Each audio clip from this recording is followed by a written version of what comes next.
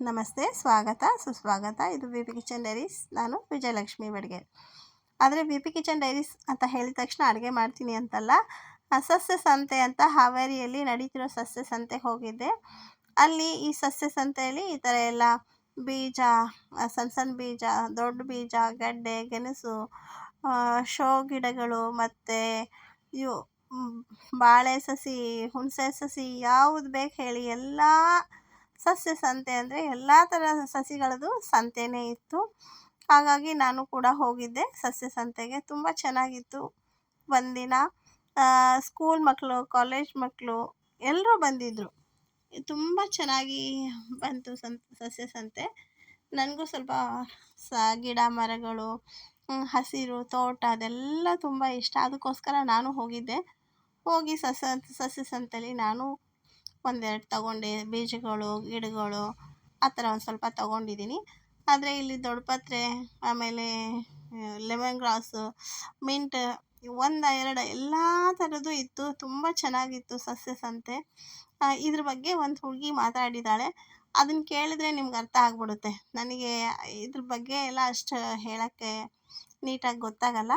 ಆದರೆ ನನಗನ್ಸಿದ್ದು ತುಂಬ ಚೆನ್ನಾಗಿದೆ ಅಂತ. ಕೇಳಿ ಇವಾಗ ಅವಳ ಮಾತು. ನನ್ನ ಹೆಸರು ದೇವಿ ಪ್ರಸನ್ನ ಅಂತ. ನಾನು ಬಂದುಬಿಟ್ಟು 4th year BTech food technologist. ನಾನು ದೇವಿ ಹೊಸೂರು ಕಾಲೇಜಲ್ಲಿ ಓದ್ತಿದ್ದೆ, DSLHF ದೇವಿ ಹೊಸೂರು. ನಾವು ನಮ್ಮದು ಫ್ಯೂಚರ್ ಬಂದುಬಿಟ್ಟು ಫುಡ್ ಟೆಕ್ನಾಲಜಿ. ಬಟ್ ಇವತ್ತು ನಾವು ಸಸ್ಯ ಸಂತೆಯನ್ನು ಆರ್ಗನೈಸ್ ಮಾಡಿದ್ದೀವಿ. ನಮ್ಮದು only DSLHF college with the help of HRSC ಅಂದರೆ ಹಾರ್ಟಿಕಲ್ಚರ್ ರಿಸರ್ಚ್ ಎಕ್ಸ್ಟೆನ್ಷನ್ ಸೆಂಟರ್ನಿಂದ ಇನ್ವಾಲ್ವ್ ಮಾಡಿಕೊಂಡು ನಾವು ಎರಡು ದೇವಿ ಹೊಸೂರು ಎಕ್ಸ್ಟೆನ್ಷನ್ ಆ್ಯಂಡ್ ದೇವಿ ಹೊಸೂರು ಕಾಲೇಜ್ನಿಂದ ನಾವು ಸಸ್ಯ ಸಂತೆನ ಆರ್ಗನೈಸ್ ಮಾಡಿದ್ದೀವಿ. The main reason behind the ಸಸ್ಯ ಸಂತೆ ಏನಂದರೆ, ಸಸ್ಯ ಸಂತೆನ ಜಾಸ್ತಿ ಏನು ಪ್ಲ್ಯಾನ್ಸಲ್ಲಿ ಏನಿರ್ತವೆ, ಪ್ಲ್ಯಾನ್ಸ್ ಯಾರಿಗೂ ಈ ಪ್ಲ್ಯಾನ್ಸ್ ಇರ್ತಾವಂತ ಗೊತ್ತಿರಲ್ಲ. ಒಂದೊಂದು ಪ್ಲ್ಯಾನ್ಸ್ ನಾವು ಲೈಕ್ 2 to 3 ಬೇಡ್ಸ್ ಮಿಲ್ಲೆಟ್ಸ್ನ ಆ್ಯಡ್ ಮಾಡಿಬಿಟ್ಟು ಅದನ್ನು ಬೆಳೆಸ್ತೀವಿ. ಅದು ಫಾರ್ಮರ್ಸಿಗೆ ಗೊತ್ತಿರಲ್ಲ ಮತ್ತು ಕನ್ಸ್ಯೂಮರ್ಸಿಗೆ ಗೊತ್ತಿರಲ್ಲ. ಸೊ ಅದನ್ನು ನಾವು ಎಲ್ರಿಗೂ ಗೊತ್ತಾಗಂಗೆ ಮಾಡಬೇಕು ಅಂತೇಳಿ ಸಸ್ಯ ಸಂತೆದು ಮೇನ್ ರೀಸನ್. ಮತ್ತು ಈಗ ಸ್ಟೂಡೆಂಟ್ಸ್ನೂ ಬರ್ತಿದ್ದಾರೆ ಮ್ಯಾಮ್. ಸ್ಟೂಡೆಂಟ್ಸ್ ಬರೋದ್ರ ಮೇನ್ ಪ್ರಾಬ್ಲಮ್ ಏನಂದರೆ, ಈಗ ಜೆನ್ಸಿಸ್ ಕಿಡ್ಸ್ ಇದ್ದಾರೆ. ಜೆನ್ಸಿಸಿಗೆ ನಾವು ಆವಾಗ ಸಾಲು ಮರದ ತಿಮ್ಮಕ್ಕ ಹೆಂಗೆ ಬೆಳೆಸ್ತಾರೆ ಅಂತ ಗೊತ್ತಿರ್ತಿತ್ತು. ಬಟ್ ಈಗ ಜೆನ್ಸಿಸ್ ಕಿಡ್ಸ್ ಏನಂದರೆ ಏನೂ ಗೊತ್ತಿರಲ್ಲ. ಸೊ ಕಾಳು ಯಾವುದು, ಬೇಳೆ ಯಾವುದು ಅಂತಲೂ ಗೊತ್ತಿರಲ್ಲ. ಸೊ ಆ ರೀಸನ್ನಿಂದ ಅವರಿಗೂ ಸ್ವಲ್ಪ ನಾಲೆಜ್ ಬರಲಿ. ನೆಕ್ಸ್ಟ್ ಇದು ಒಂದು ಕೋರ್ಸ್ ಇದೆ, ಹಾರ್ಟಿಕಲ್ಚರ್ ಅನ್ನೋದೊಂದು ಕೋರ್ಸು, ಅಗ್ರಿಕಲ್ಚರ್ ಅನ್ನೋದು ಕೋರ್ಸು. ಈಗ ಫ್ಯೂಚರ್ ಏನಾಗ್ಬಿಡ್ತೈತೆ ಅಂದರೆ doctor, MBBS, BHMS or engineering ಇದೇ ಇರ್ತಿದೆ. ಬಟ್ ಎಲ್ಲಿನೂ ಫುಡ್ ಟೆಕ್ನಾಲಜಿ, ಅಗ್ರಿಕಲ್ಚರ್, ಹಾರ್ಟಿಕಲ್ಚರ್ ಅನ್ನೋದೇ ಇರ್ತಿಲ್ಲ. ಸೊ ಆ ರೀಸನ್ನಿಂದ ನಾವು ಇದನ್ನೆಲ್ಲ ತಿಳ್ಕೊಬೇಕು ಸ್ಟೂಡೆಂಟ್ಸ್ ಅಂತ ಸ್ಟೂಡೆಂಟ್ಸ್ನು ಎಂಕರೇಜ್ ಮಾಡ್ತಿದ್ದೀವಿ. ನಾಟ್ ಓನ್ಲಿ ಸಸ್ಯ ಸಂತೆ, ಇಲ್ಲಿ ನಮ್ಮ ಕಾಲೇಜಲ್ಲಿ ಮಿಲ್ಲೆಟ್ ಟ್ರೈನಿಂಗ್ ನಡೀತಿದೆ.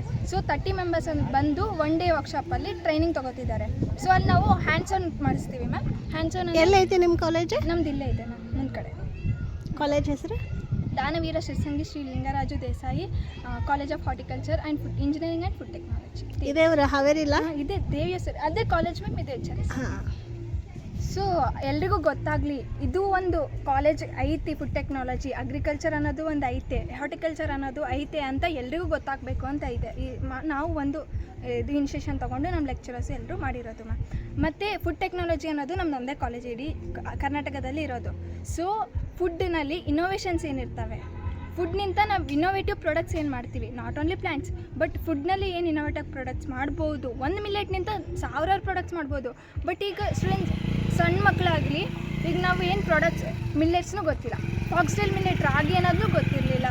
ಏನು ಮಿಲ್ಲೆಟ್ಸ್ ಗೊತ್ತಿರಲ್ಲ ಮ್ಯಾಮ್. ಸಣ್ಣ ಎಲೆ ಇದು ಯಾವ ಗಿಡ ಅಂತಂದ್ರೂ ಗೊತ್ತಿಲ್ಲ. ದುರಂತ ಅಂತ ನಾವು ಹೇಳ್ಬೋದು, ಯಾಕಂದರೆ ನಾವು ಕಲಿತೀವಿ. ಬಟ್ ಜೆನ್ಸಿಸ್ ಕಿಡ್ ಹೆಂಗಾಗಿದ್ದಾರೆ ಅಂದರೆ, ದುರಂತ ಇದು ಯಾವ ಪ್ಲ್ಯಾಂಟ್ ಅಂದರೆ, I will Google it, I will add to ChatGPT. ಎಲ್ಲದಕ್ಕೂ ಅದೇ ಬೇಕೀಗ. ಸೊ ಆ ರೀಸನ್ನಿಂದ ಅದೆಲ್ಲ ತೆಗಿಬೇಕು. ಸೊ 90s ಹೋಗಬೇಕು. ಅವರು ಪ್ರತಿಯೊಂದು ನಾಲೆಜ್ ಪಡ್ಕೋಬೇಕು. ಓನ್ಲಿ AI ಮೇಲೆ ಡಿಪೆಂಡ್ ಆಗಬಾರ್ದು.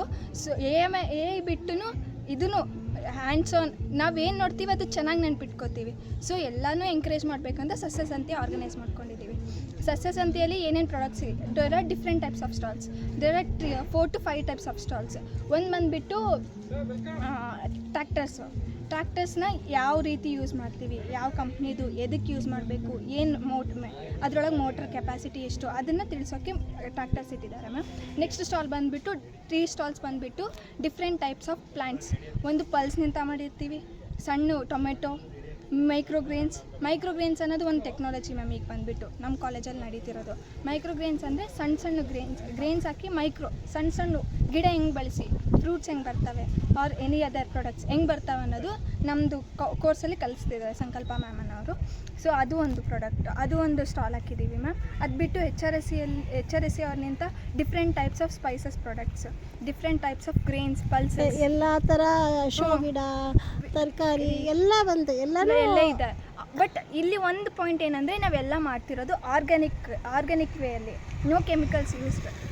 ಕೆಮಿಕಲ್ಸ್ ಅನ್ನೋದು ಕೆಮಿಕಲ್ಸ್ ಬೇಸ್ಡ್ ಒಂದು ಪ್ರಾಡಕ್ಟು ನಮ್ಮ ಕಾಲೇಜಲ್ಲಿ ಮತ್ತು ನಮ್ಮ HRSEಯಲ್ಲಿ ಸಿಗಲ್ಲ. ಇದು ಒಂದು ಮ್ಯಾಮ್. ನೆಕ್ಸ್ಟ್ 2 ಸ್ಟಾಲ್ ಬಂದ್ಬಿಟ್ಟು ಒಂದು ಸಿರ್ಸಿ ಕಾಲೇಜ್ನಿಂದ ಹಾಕಿರೋದು ನಮ್ಮ ಯೂನಿವರ್ಸಿಟಿಯಿಂದ, ಇನ್ನೊಂದು ನಮ್ಮ ಕಾಲೇಜವ್ರು ಹಾಕಿದ್ದಾರೆ.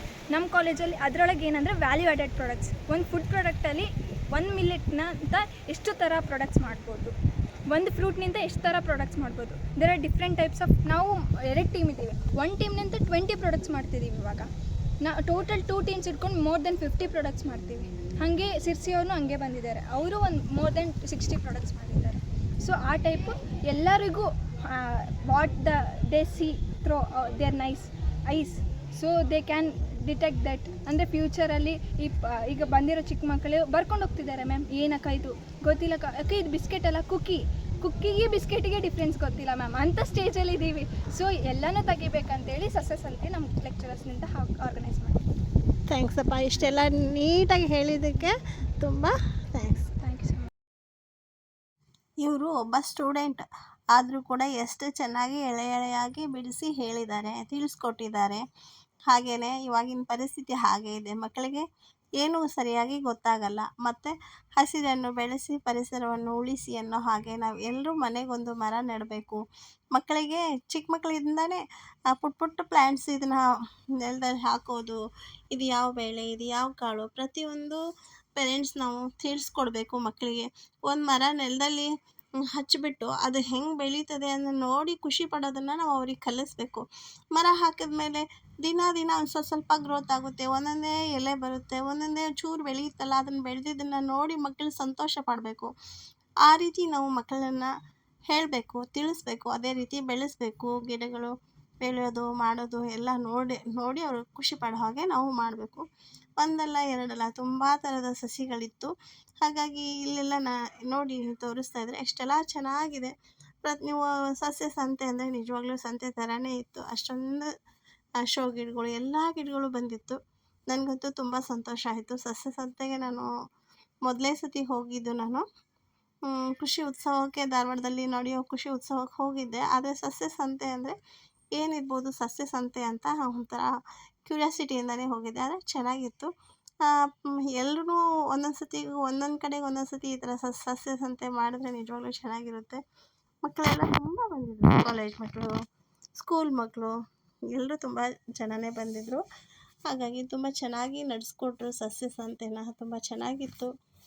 ಮತ್ತು ಪ್ರತಿಯೊಂದು ಆ ಹುಡುಗಿ ಎಲ್ಲ ನೀಟಾಗಿ ಹೇಳಿದ್ದಾರೆ.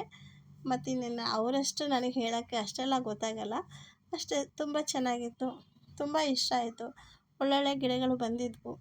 ನಾನು ಕೂಡ ಪರಿಸರ ಪ್ರೇಮಿ, ಗಿಡ ಬೆಳೆಸೋದು, ಸಸಿ ಹಚ್ಚೋದು, ಅದನ್ನು ನೋಡಿ ಖುಷಿ ಪಡೋದು ನಂಗೆ ತುಂಬ ಖುಷಿ ಕೊಡುತ್ತೆ. ಹಾಗಾಗಿ ಎಲ್ಲೇ ಒಂದು ಹೂವಿನ ಗಿಡ ಆಗಲಿ, ಒಂದು ಬಳ್ಳಿ ಯಾವುದಾದ್ರೂ ಸಿಕ್ಕುತ್ತೆ ಅಂದರೆ ತಗೊಬಂದು ಹಚ್ತೀನಿ ಕೂಡ. ಆ ಥರ ನನಗೂ ಅದೊಂದು ಹವ್ಯಾಸ, ಮತ್ತು ಅದೊಂದು ನನಗೆ ಸಂತೋಷ. ಅದಕ್ಕೋಸ್ಕರ ನಾನು ಮಾಡ್ತೀನಿ. ನೀವು ಕೂಡ ಆ ಥರ ಎಲ್ಲ ನೋಡಿ. ಎಲ್ಲರೂ ಮಾಡ್ತಾರೆ, ಆಲ್ಮೋಸ್ಟ್ ನಾನೊಬ್ಬಳೇ ಮಾಡ್ತೀನಿ ಅಂತಲ್ಲ, ಎಲ್ಲರೂ ಮಾಡ್ತಾರೆ. ಆದರೆ ಮಕ್ಕಳಿಗೆ ಈ ಹವ್ಯಾಸ ಬೆಳೆಸಬೇಕು, ಅದು ತುಂಬ ಮುಖ್ಯ. ಮಕ್ಕಳಿಗೆ ಇವಾಗ ಅದ್ಯಾವುದು ಅಂದರೆ ಗೊತ್ತಿಲ್ಲ, ಇದೇನು ಅಂದರೆ ಗೊತ್ತಿಲ್ಲ, ಆ ಥರ ಆಗಬಾರ್ದು ಅಷ್ಟೇ. ಇದು ಸಸ್ಯ ಸಂತೆ ನೀವು ಕೂಡ ನೋಡಿ. ಈ ಸಸ್ಯ ಸಂತೆ ನಿಮಗೆ ಎಷ್ಟರ ಮಟ್ಟಿಗೆ ಇಷ್ಟ ಆಯಿತು ಅಂತ ಹೇಳಿ, ಮತ್ತು ಅದ್ರ ಬಗ್ಗೆ ನಮಗೂ ಕೂಡ ಕಮೆಂಟ್ ಮಾಡಿ. ಮತ್ತು ವಿ ಪಿ ಕಿಚನ್ ಡೈರೀಸ್ನ ಮರೀದೇ ಸಬ್ಸ್ಕ್ರೈಬ್ ಮಾಡ್ಕೊಳ್ಳಿ. ನೋಡಿ ಇನ್ನು ಏನೇನಿದೆ ಅಂತ ನೀವು ನೋಡಿ, ಇದನ್ನೆಲ್ಲ ಹೇಗಿದೆ ಅಂತ.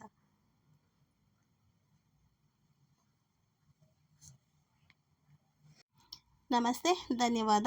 ಈ ಸಸ್ಯ ಸಂತೆನ ನೋಡಿ ಕಣ್ ತುಂಬಿಸ್ಕೊಳ್ಳಿ ಅಂತ ಹೇಳ್ತಾ ಮತ್ತೆ ಒಂದು ವಿಡಿಯೋ ಜೊತೆಗೆ ಬರ್ತೀನಿ. ಈ ಸಸ್ಯ ಸಂತೆ ಮುಂದುವರಿತಾ ಇದೆ, ನೋಡಿ. ನಮಸ್ತೆ.